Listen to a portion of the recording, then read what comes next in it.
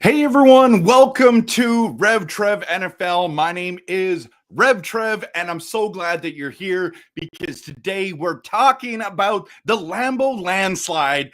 The Green Bay Packers absolutely steamroll the 49ers 38-10, and there is a lot to be excited about in Green Bay, baby. It is great day to anytime you can beat the team that's been basically our kryptonite for years. Now you can push back and say, Trevor, relax. You shouldn't be so excited about this because you guys played a depleted 49ers team, and you are right. You are right 100%. At the end of the day, no Purdy. No, so missing the starting quarterback, missing the pass, the stud pass rusher with Nick Bosa, missing the tackle with Trent Williams. What a beast that guy is. So I get it. But at the end of the day, we also have to remember a couple things, okay? A couple things. Often we play down to our competition. There was moments in the game like, oh, I hope they don't score here because it could get close and it could get ugly. And what was exciting about today is we were supposed to win. You saw my video this weekend. We better win. Well, we did. But when you play a team like this, you have to, guys and girls, whoever's watching here, you have to make sure. You got to make sure that you finish these teams and do what needs to be done, okay? Do what needs to be done, because if you get into those, if you let them in too quickly, it turns into those shootouts, and then it's nasty and it's grinding out this gross game, and we didn't let them in. But yeah, so we're 8-3. That's where we're down. Yeah, so I'm just setting this out to all my friends, asking them to connect and join and all that kind of stuff. So 8-3. We've got to talk about that for a minute. It doesn't matter who's in front of you. Now you might be saying, well, the 49ers depleted. This is a nothing game. The Packers still struggle. Are they contenders or pretenders? And that still remains to be seen. At the end of the day, the people that were in front of them was the 49ers, and they had to come up with a win. Now, did they not only come up with a win, it was a landslide. It was a landslide in Lambeau, everyone. So I'm loving that. I'm absolutely loving that. And the 49ers, here's the thing. All the 49ers fans are so frustrated right now. So frustrated, so ticked off, not happy, frustrated again, because they're loaded with injuries. You know what? It's so interesting because so many times when the 49ers struggle, it's just because of injuries. And today was a perfect example of that. They would have been a way better opponent if all those players had played. Absolutely. No doubt about it. It would have been a close one probably. But here's the thing about the 49ers. The 49ers was the only team in the NFL at the beginning of the season that was favored to win every single game. Here they are with 5 wins, 6 losses. That's brutal. Now, a lot of Packers fans are just so frustrated how they have dominated us for so long that they're like, we will always hate the 49ers and blah, blah, blah. And trust me, I don't like the 49ers either, but I have respect for them because the only way I would hate them is because they knocked us out. It's nothing like, you know what I mean? They just play good football. So I don't want to hate a team because they play good football. But I know a lot of Packers fans like this was an important game. This was a revenge game. But I kind of just sit there and go, well, it's a very important win. It's a very important win. Almost everyone on the calendar had been circling this game as a loss for our Packers. But meanwhile, we come up with a big win. And we should have won. I predicted a 27-17 victory, but at the like here, you just see like 38-10. I did not see this coming. Now, obviously, some of the key factors for sure was Josh Jacobs, right? Josh Jacobs was he was awesome. And you know, did you watch his inner, like he got a game ball and he just said, you know, it's an honor. It's an honor to play on a team, on a winning team, and just trying to keep that standard high, that winning standard high. It's like people want to come play in places like this because they want the standard and the tradition of winning to play there. Like playing in Vegas right now, it's just a losing culture. It just is a losing culture for the Raiders. And I'm not trying to be rude or anything like that. It's just a fact right now. And the legacy of the Raiders needs to turn around. But Josh was like, I'm out of here. I'm absolutely out of here. And so it was crazy. It was crazy to see how, I mean, not how good Josh Jacobs has been, because he's been good all season. I think he's in the top 3-4 best running backs in the league. Like that's the difference. And we kept saying, like, of course we wanted to keep Aaron Jones. But the fact of the matter is that getting Josh Jacobs, he is amazing through the tackles. He is amazing at using his physicality and running over people. And today he was so quick and shifty. People couldn't even wrap around him. He was getting through holes, and that's just dynamic. The little things. So the times where I'm like, okay, he should have got 3 yards. He got 8. You know, those things make a difference in a game and make a difference as like an elite running back or in that upper echelon. And then guys who just like, you know, are boom or bust, or they're just, you know, average. Josh Jacobs as a 26-year-old running back is proving why the Green Bay Packers were like, okay, we need to move on from Aaron Jones. And if we can get a guy like Josh Jacobs. Notice when Josh Jacobs got signed, he got signed first, and then they released Aaron Jones. So I wonder if they couldn't have signed Josh Jacobs if they would have just signed Josh Jacobs or Aaron Jones. That would be very interesting, but it doesn't matter. We've got him, and he has been fantastic, everyone. He's been fantastic. Speaking of fantastic, can we just talk a little bit about the defense? Because defense wins games and championships, and they came to play. The amount of forced fumbles with Van Ness, Nixon, you know, all these guys, you start thinking about, you got Kenny Clark jumping on the forced fumble and all these guys that causing turnovers. McKinney, again, with his seventh interception? Yeah, it's not 8 yet. He's tied for the most in the NFL. And you're sitting there going, yeah, you know, backup quarterback. You know, I get it. At the end of the day, our defense has to come up and play good.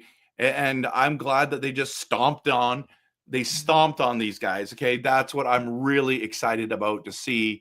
Thankful that we didn't let them back into it. Just like, for example, last week, I mean, we could have lost to the Bears.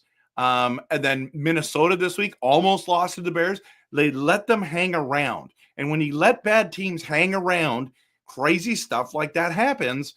And we needed a miracle last week to get the win. And Minnesota was able to pull off the win as well. Had to go into overtime, though. That was kind of scary because, like, what? Are the Vikings going to lose to the Bears? Are you kidding me?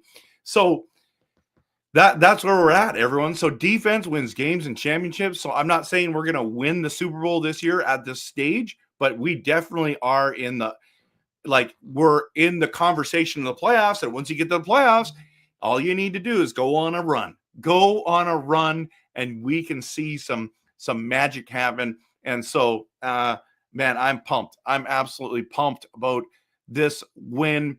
That we're staying in the NFC North as 8-3. The Vikings are there at 9-2, and the Lions are 10-1. And it's just like the best division in football.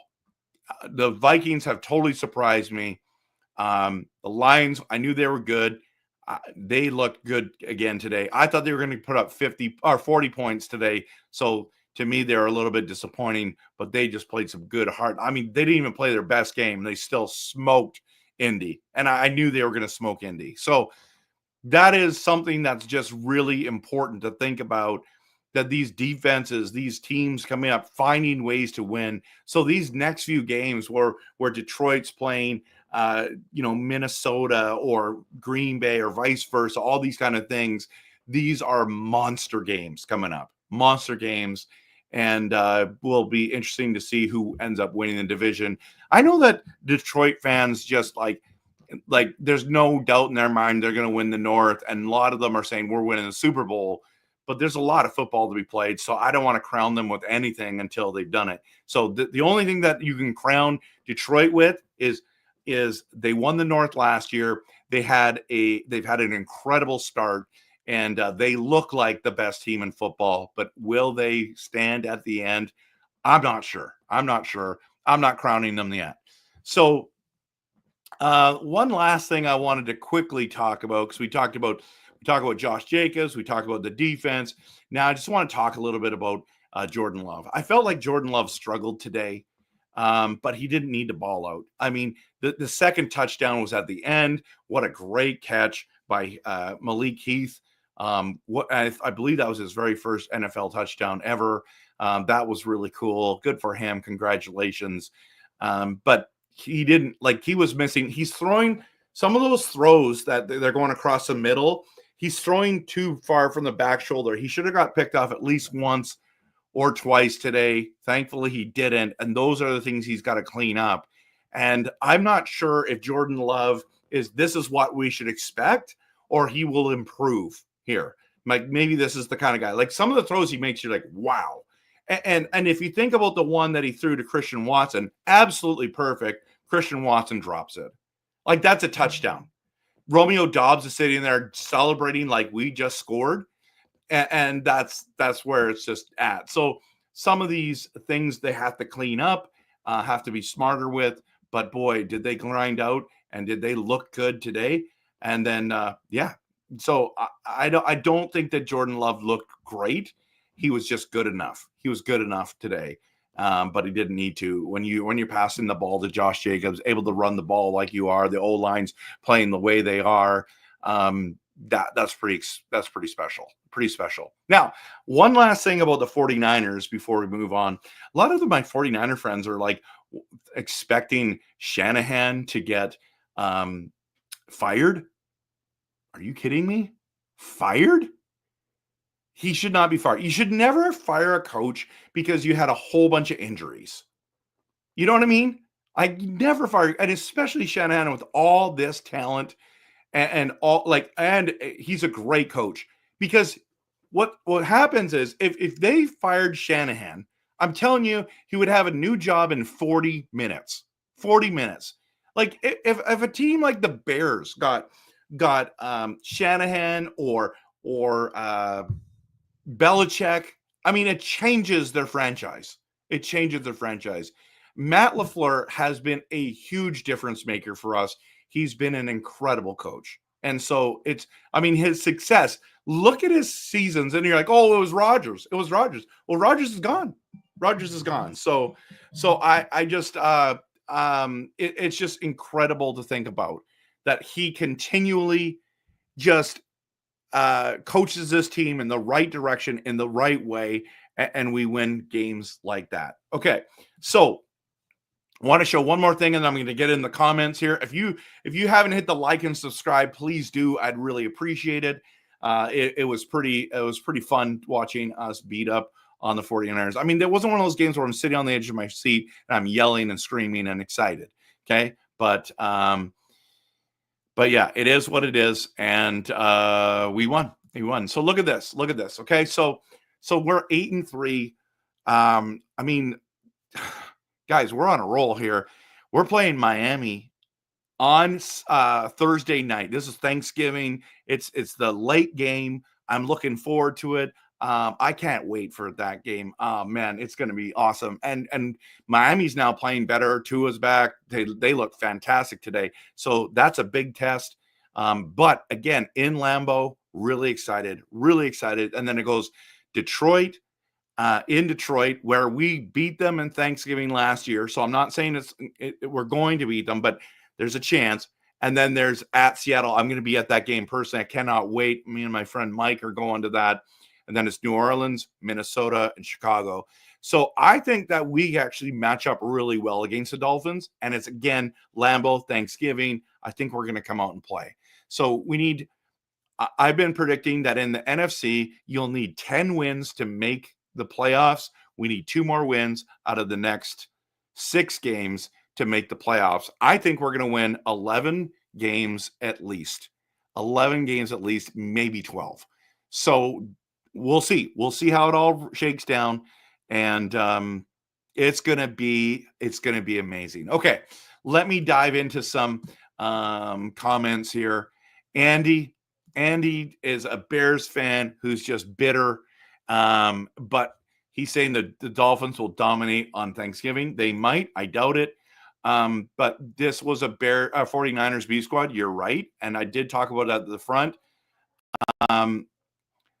Yes, you're right, Andy. I'm with you. Like, wanting to fire the 49ers and Steelers are always crazy when they start talking about wanting to fire their coaches. I mean, some of the best coaches in the league. Absolutely.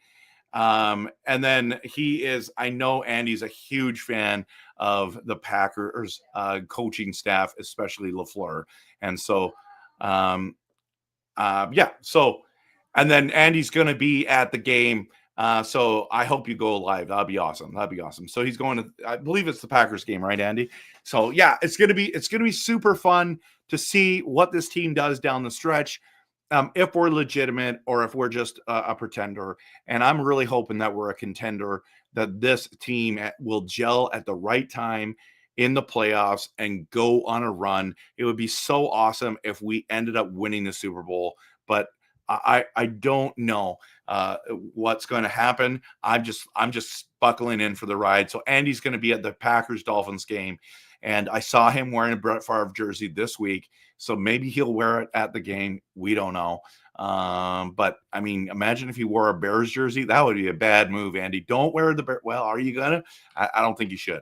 So yeah. So anyways, that was what I wanted to talk about today.